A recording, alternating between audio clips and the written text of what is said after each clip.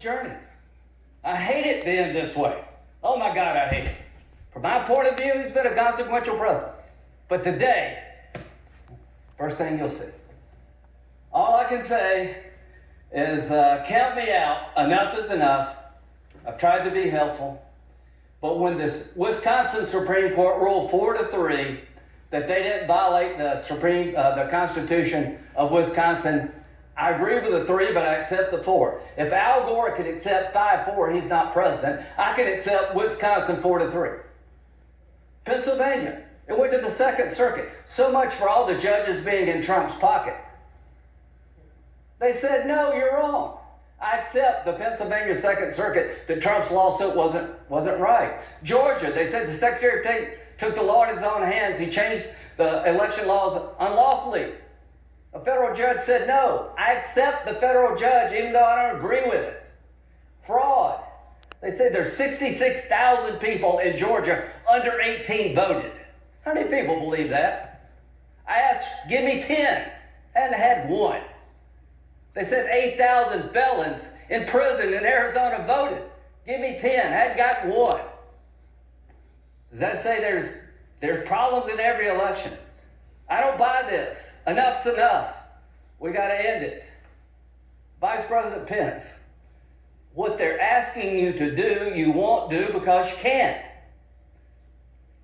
You talk about interesting times. I associate myself with Rand Paul. How many times will you hear that?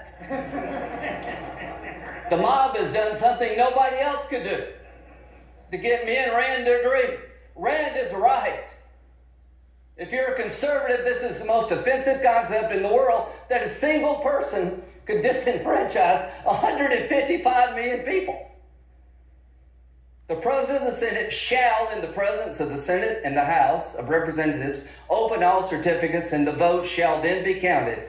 The person having the greatest number of votes for president shall be president. Where in there does it say Mike can say, I don't like the results? I want to send them back to the states. I believe there was fraud. To the conservatives who believe in the Constitution, now's your chance to stand up and be counted. Originalism, count me in. It means what it says. So, Mike, Mr. Vice President, just hang in there. They said we can count on Mike. All of us can count on the Vice President. You're going to do the right thing. You're going to do the constitutional thing. You got a son who flies F-35s. You got a son-in-law who flies F-18s. They're out there flying so that we can get it right here. There are people dying, to my good friend from Illinois, to make sure we have a chance to argue among ourselves. And when it's over, it is over. It is over. The final thing, Joe Biden. I've traveled the world with Joe. I hoped he lost. I prayed he would lose. He won. He's the legitimate president of the United States.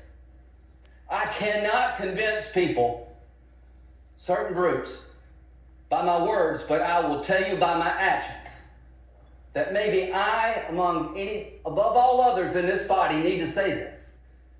Joe Biden and Kamala Harris are lawfully elected and will become the president and the vice president of the United States on January the 20th.